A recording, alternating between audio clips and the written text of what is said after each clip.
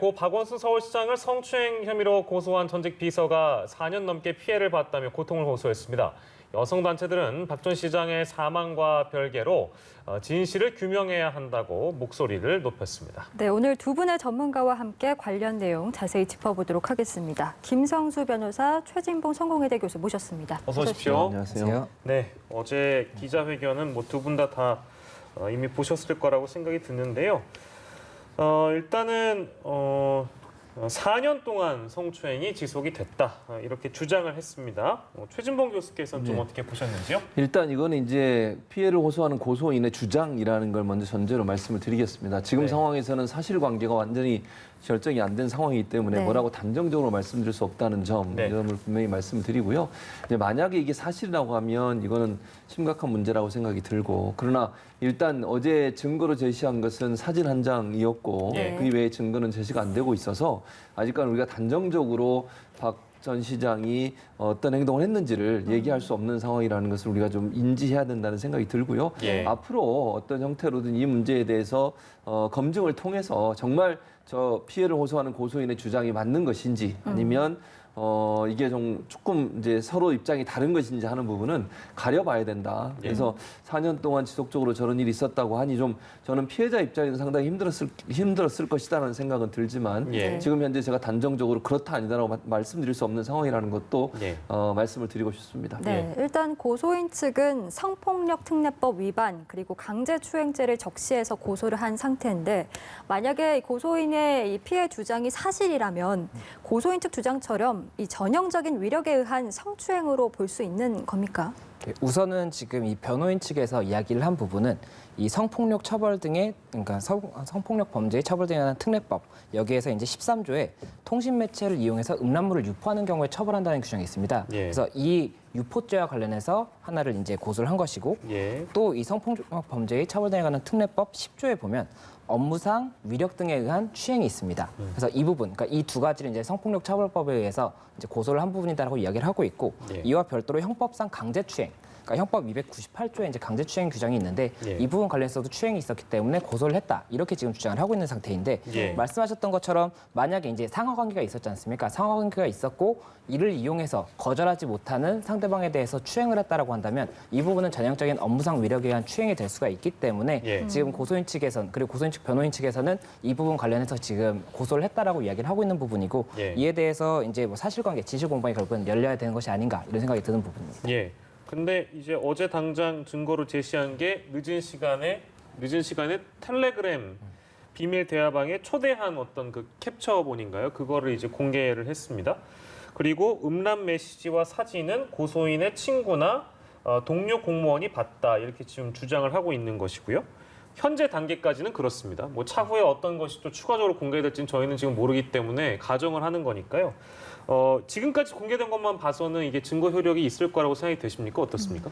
그 부분이 조금 애매할 수가 있는 부분이, 결국에는 이 음란 메시지를 직접적으로 경찰에 제출한 것이 아니라 내 친구가 음란 메시지를 받았다는 이야기를 내가 들었다, 이렇게 된다면은 이건 직접 증거가 아니라 간접 증거로 정도로, 그러니까 간접적인 정황을 이제 증명하는 사실밖에 될 수가 없는 부분이고, 그리고 텔레그램의 비밀 채팅방에 뭐 이제 초대를 해서 어떤 대화를 나눴다가 지금 제시가 된 게 아니라 텔레그램에 초대하는, 그 초대를 했다라는 내용이 지금 제시가 된 부분이었기 때문에 만약에 이 초대에 응하지 않았었다면 이 부분 관련해서 결국에는 이제 고 박원순 시장이 어떤 의도로 이 채팅방을 개설했는지 이것 자체도 증명이 안 되는 부분이기 때문에 이런 부분들만 가지고는 뭐 유죄의 확정을 뭐 가질 수 있다, 이렇게 보기엔 조금 어려운 부분이고, 그렇다 보니까는 결국에는 추가적인 증거나 이런 부분들도 계속해서 나오지 않을까, 이렇게 생각이 되는 부분입니다. 네, 이제 고 박원순 서울시장의 성추행 의혹, 그 사건 처리가 어떻게 될 것인가가 주목이 되고 있는데, 일단 고소인 측에서는 이 박 시장이 세상을 떠났지만 사건의 실체는 없어지는 게 아니다라면서 계속해서 진상규명을 강조를 하고 있거든요. 하지만 박 시장이 일단은 사망을 했기 때문에 이게 공소권 없이 종결이 되는 거 아닙니까? 진상규명 가능합니까? 지금 현재 이 사건 자체는 결국에는 피해자가 사망을 했기 때문에 공소권 없음으로 이제 수사가 종결이 되게 돼 있습니다. 다만 지금 이야기가 나오는 부분이 굉장히 이게 조금 여러 가지 파급이 있는 상황이지 않습니까? 그래서 진실을 규명하고자 한다면 다른 이제 조금 간접적인 방법으로는, 만약에 이 피해자, 이 여성 피해자가 자신에 대해서 명예훼손을 한 행위에 대해서 이게 사실적시이냐 허위 사실 적시냐에 따라서 죄명 자체가 달라지거든요. 예. 그렇기 때문에 내가 허위 사실로 명예훼손을 당했어요라고 고소를 하면 그 부분 관련해서 경찰에서 그리고 검찰에서 이 부분이 그러면 이렇게 지금 피해를 입었다고 주장하는 부분이 사실인지 허위 사실인지를 판단해 볼 수가 있거든요. 그래서 그렇게 하는 방법이 하나가 있을 수가 있습니다. 다만 이 경우에 결국에는 피해자 쪽의 방어권이 보장이 안 되기 때문에 이것이 명백한 객관적인 사실이라고 단정할 수 없다는 이런 부분이 있고 또 민사소송을 통해서도 민사소송으로 이제 손해배상을 청구를 하는 겁니다. 내가 이런 것 때문에 정신적인 손해를 입었기 때문에 이 부분 돈을 달라 이렇게 이야기를 하면 결국에는 민사법원에서도 실제로 손해가 있었는지 정신적인 피해를 입을 만한 부분이 있었는지를 확인하기 위해서라도 여러 가지 증거가 현출이 돼야 되고 그 증거에 대해서 판단을 하게 되거든요. 그래서 그렇게 해서도 확인이 가능한 부분은 있지만 다만 말씀드렸던 것처럼 피해자의 방어권 자체가 이제 보장이 안 되는 상황이기 때문에 이것을 과연 객관적 사실로 신빙할 수 있느냐 이 부분 조금 별도의 이야기가 될 수 있는 상황입니다. 그러니까 그 현재 상황은 좀 그런 것 같습니까? 진실이 규명되는 것과 진실에 가까워지는 것은 좀 다른 문제가 아닐까 싶긴 한데 지금 현재 상황은 그러니까 법적으로 절차상으로는 박 시장이 사망했기 때문에 이거와 관련돼서는 경찰이 현재까지는 공소권 없음으로 결론 내린 사안이라는 거지 이후에 어떻게 될 것이냐라는 그 전망을 저희가 하고 있는 것이니까요. 최진봉 교수께서 어떻게 보십니까? 방법이라는 게 있을까요? 그러니까 지금 이제 김성수 변호사 얘기했듯이 예. 피해자라고 주장하시는 고소인이 다른 방법으로 명예훼손이나 아니면 민사소송을 통해서 진실에 접근해 보려는 시도를 할 수 있다고 봅니다. 그럼에도 불구하고 이제 피의자라고 지명되는 분이 이제 사망을 하셨기 때문에 그 부분을 제대로 밝혀낼 수 있을지는 의문이긴 합니다만 그런 방법이 있을 수 있고 또 하나 정치적으로 그러면 이런 문제가 사회적으로 큰 논란이 되니 제3의 기관이 예를 들면 검증을 해보는 작업을 하는 것도 논의는 할 수 있을 것 같아요. 이건 이제 형사법적 처벌의 문제는 아니고 수사기관이 아니지만 예컨대 어느 기관에서 공정하게 수사할 수 있는 기관에서 이 문제를 좀 들여다보고 또 피해자라고 주장하는 고소인이 제출한 여러 증거들이 사실관계가 맞는지를 확인해 볼 수 있는 작업을 할 수 있다는 생각이 듭니다. 이거는 법적 처벌과 관계없이 그런 과정을 통해 사회적 논란이 되는 사안에 대해서 일정 부분 좀 마무리를 짓고 넘어가자는 차원이라면 가능할 거라고 보여지기 때문에 그건 좀 더 논의를 통해서 어떤 방법을 할지는 좀 생각을 해봐야겠죠. 예컨대 제가 그냥 한번 얘기를 해보면 서울시의 자체적인 감찰을 통해서 어쨌든 서울시 안에 근무하는 분이 이런 피해를 당했다고 주장을 하고 계시니 서울시에서 감찰을 통해서 이런 부분이 사실인지를 확인해보는 과정을 할 수도 있겠죠. 직장 내에서 자체적으로 문제가 있는 사안에 대해서 조사하거나 아니면 서울시 내에도 이런 성폭력이나 성추행 관련된 부서가 있지 않겠습니까? 담당하는 부서가 그 부서가 예를 들어서 나서서 이 문제를 조사해보는 방법 이런 방법들은 있을 수 있을 거라고 봐요. 그러니까 피해를 호소하는 고소인 입장에서는 이제 어쨌든 그 본인이 지명하는 어떤 그 가해를 했다고 지명하는 분이 사망한 상태이기 때문에 법적인 부분이 이거를 할 수 있는 상황은 제한되지만 자체 내에서 진실 규명 차원에서 또는 피해자의 어떤 상황들을 좀 고려해서 이런 부분을 하는 부분은 충분히 자체적으로 가능할 수 있다는 생각이 들기 때문에 그런 방법들은 아마 가능하지 않을까 그렇게 예상은 됩니다. 그 실제 어제 나왔던 고소인의 주장 중에는 이제 피해 사실을 서울시에 알렸는데 서울시에서 묵인했다라는 주장도 있었습니다.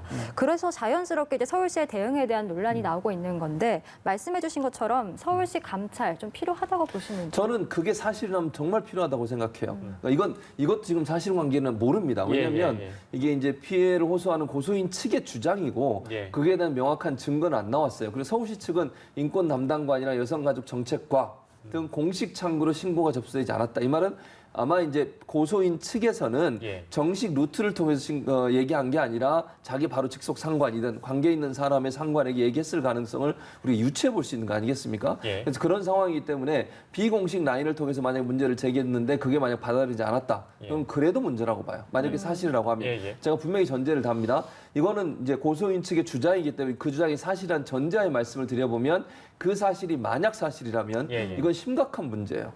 예를 들면 부하 직원이 성추행이나 아니면 어떤 그 피해를 당해서 그 피해를 호소하면서 문제를 해결해달라고 상사에게 얘기했는데 그 상사는 아니면 동료가 묵살하거나 아니면 이거를 전혀 고려하지 않고 문제를 제기하지 않고 해결하려고 노력을 안 했다면 그 자체가 얼마나 큰 문제입니까? 그러면 만약에 어느 조직이든 뭐 서울시를 떠나서 어떤 조직에 있는 여성이 성적 피해를 당했을 때 본인의 어려움과 아니면 이 피해 사실을 얘기했을 때 그것이 묵살된다고 생각하면 어느 누가 자기 피해 사실을 얘기할 수 있겠어요. 그래서 저는 이 사실도 감찰은 반드시 필요해요. 일단 고소인 측에서 이렇게 주장을 했기 때문에 이런 사실이 있는지 없는지는 고소인 측의 협조를 받아서 누군지 알아낼 수 있잖아요. 그 사람을 대상으로 조사를 해서 정말 이런 일이 있었다면 그거는 상당히 좀 엄하게 책임을 물어야 되는 상황이 아닌가 이런 생각이 듭니다. 예, 그 딱 부분만 놓고 보면, 그러니까 이제 저희가 차후에 얘기가 나올 것 같아가지고 방조 혐의? 그러니까 아까 말씀하신 부분이 내가 이런 피해를 당했다라고 상사에게 만약에 호소를 했는데 그 상사가 지금은 이제 저희가 묵살이라는 표현을 합니다만 만약에 침묵을 했다. 이것도 방조죄 혐의가 적용이 가능합니까? 방조죄라는 것이 결국에는 이 범죄를 할 수 있도록 어느 정도는 도와주는 것을 이제 방조라고 하는 겁니다. 그건 이해가 되겠고. 공범이라고 볼 수가 있는 그 정도 범위가 돼야 되기 때문에 결국에는 방조죄가 성립이 되려고 한다면 이게 그냥 단순히 묵살한 정도가 아니라 뭐 이렇게 조금 더 뭐 심한 범죄, 뭐 예를 들어 심한 범죄가 있을 어느 정도 경우에 개입이 돼야 된단 말씀이세요? 그때 이제 개입이 된 경우가 이제 될 수가 있는 부분이지. 들었는데 뭐 이렇게 뭐 조금 뭐 좀 버텨봐. 이게 만약에 상황을 알면서도 그랬다라면 또 방조가 될 수도 있겠지만 상황 자체를 정확하게 몰랐다고 한다면 이 부분을 가지고 방조의 책임까지 물을 수 있을지는 조금 의문이 드는 부분. 지금 저희 들어온 소식에 의하면 박원순 전 서울시장을 고소한 측, 그러니까 성추행 등의 혐의로 고소한 전직 비서 A 씨가요. 그간의 2차 가해 관련 조사를 받기 위해서 경찰에 출석한 상황이라고 합니다. 그러니까 얘기가 나왔으니까 사실은 이 2차 가해와 관련된 부분도 어제 이 고소인 측에서 긴 시간을 들여서 2차 가해를 멈춰달라 이렇게 요구를 한 그런 상황이고 이런 것들은 현재 굉장히 온라인상에서 문제가 되고 있고 인터넷 커뮤니티상에서도 굉장히 큰 2차 피해가 이루어지고 있다라는 그런 얘기가 워낙에 많이 나오고 있어서요. 이런 것들을 이제 진술을 하기 위해서 오늘 그러니까 공식적으로는 두 번째 조사가 될 수 있을 것 같습니다. 그 두 번째 조사를 현재 받고 있다는 소식 저희가 전달을 해드렸습니다. 관련 얘기로 좀 돌아오면 얘기 나온 김에 그 2차 피해 관련 얘기도 저희가 좀 해볼까요?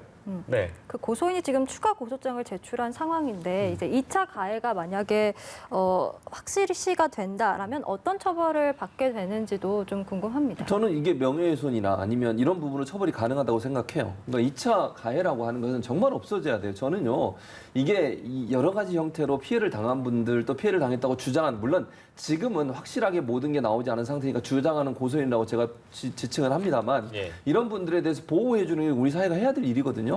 아니 피해를 당했다고 주장하는 분들이 본인의 피해에 대해서 얘기했을 때 그것을 보호하거나 아니면 감춰주는 게 아니라 그걸 들춰내고 또 공격을 하고 뭐 비방을 하고 이렇게 되면 어느 누가 피해 사실을 얘기할 수 있겠습니까? 무서워서 과연 살 수가 있겠냐는 거예요. 그래서 저는 2차 가해는 어떤 형태로든 있어서는 안 되는 것이고요. 그렇게 되면 명예가 훼손되는 거 아니에요. 또는 본인의 어떤 초상권이 침해가 되거나 아니면 본인의 의지와 관계없이 본인의 사진이 공개가 되거나 아니면 어느 곳에 근무하고 있다는 어떤 장소가 공개가 되거나 이렇게 되면 또 가족에 대해서 내용이 공개가 되거나 이렇게 되면 어떻게 되겠어요? 엄청난 불안감에 쌓여 있을 수밖에 없는 겁니다. 그래서 2차 가해는 절대로 있어서는 안 되고요. 철저하게 조사해서 이 부분도 처벌이 가능해야 됩니다.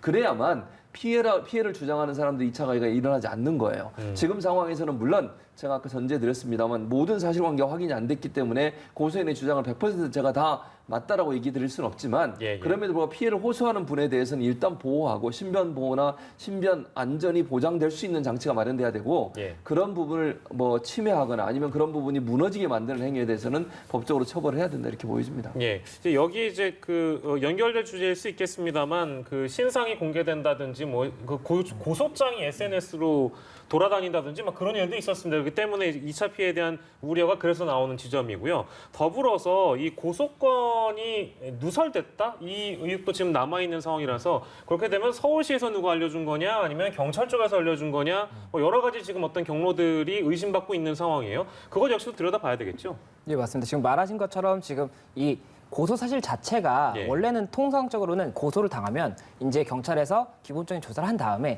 피의자한테 전화를 합니다. 전화해서 이제 지금 조사를 해야 되니까 출석하세요.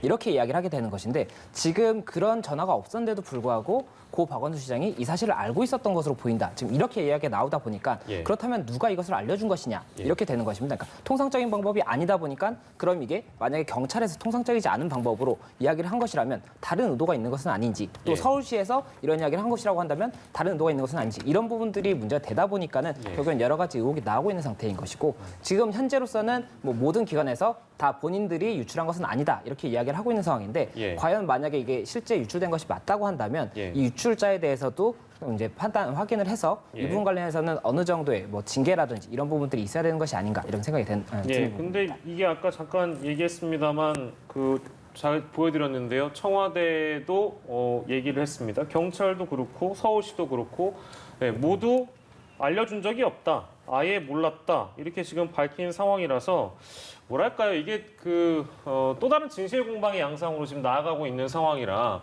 글쎄 좀 상황이 좀 많이 꼬여 있는 것 같긴 합니다. 이거 어떻게 좀 해결이 돼야 될까요? 그러니까 지금 상황에서는 만약에 이제 이런 가정이 필요해요. 왜냐하면 고소인 측에서 주장한 게 이 내용이건데 의혹을 얘기한 겁니다. 예. 고소인 측에서 의혹을 제기한 거는 박 시장한테 이 내용이 전달됐다라고 본인들은 지금 의혹을 제기하고 있는 건데 아직 이 관계도 명확하게 확인된 건 아니에요. 정말 박 시장한테 이게 전달이 됐는지 그러면 물적 증거가 있어야 되지 않겠어요? 그 예. 문자로 왔든 아니면 전화를 한 기록이 있든 누군가가 네네. 통보했다고 하는 증거가 있어야 되는데 그런 증거는 나오지 않은 상태고 그런 상태에서 지금 정황상으로만 박 시장이 본인이 안타까운 선택을 하기 전에 이 사실을 알았고 그것 때문에 선택했다 이렇게 지금 연결이 되는 건데 예. 그 연결고리도 지금 우리가 완전히 단정적으로 얘기할 수 없는 상황이에요. 그렇습니다. 네. 뭐 그걸 어떻게 우리가 알 수 있는 상황이 아니잖아요. 네네네. 그런 상황이기 때문에 정보 유출 문제에 대해서는 이게 만약 있었다고 하면 이것도 심각한 문제예요. 정보 유출이 만약 조사하는 과정에 성범죄 관련한 고소가 들어왔고 그 고소를 하는 과정에 상대방 즉 고소를 당한 피고소인에게 고소 내용이 전달이 됐다. 이거는 수사장에서 있을 수 없는 일이죠. 예. 그렇게 되면 만약에 이제 고소를 당한 사람 입장에서는 증거도 인멸할 가능성도 있고 여러 가지 이제 다른 조치를 취할 가능성이 있지 않겠습니까? 또 네. 고소인에 대해서 연락을 취하거나 이럴 가능성은 충분히 있는 거예요. 그렇기 때문에 절대로 있어서는 안 될 일입니다. 그러나 제가 아까도 말씀드렸지만 이게 정말 그런 일이 있었는지 없었는지 아직 우리가 모르기 때문에 거기에서 제가 단정적으로 말씀드릴 수 없다. 다만 그런 일이 있었다고 하면 이건 철저히 조사를 해서 예. 누가 어떤 방법으로 유출을 했는지 하는 부분에서는 책임을 묻는 조치가 필요하다고 생각을 합니다. 예, 지금까지 그러니까 불거진 건 정리해드리면 박원순 시장의 성추행 의혹권이 하나 있는 것인데 그것은 경찰 단계에서 공소권 없음 처분이 있었던 것이고 이 고소권과 관련해서 누가 누설을 했는가 어떤 경위가 있었는가 이거 밝혀져야 되는 것이고요. 서울시는 만약에 내부적으로 어떤 그 의혹을 덮으려고 했던 움직임이 있었는가 이것도 저희가 밝혀내야 되고 또 고소장과 관련해서 아까 말씀드렸던 2차 피해가 현재도 벌어지고 있기 때문에 이 부분 정리될 필요가 있겠습니다.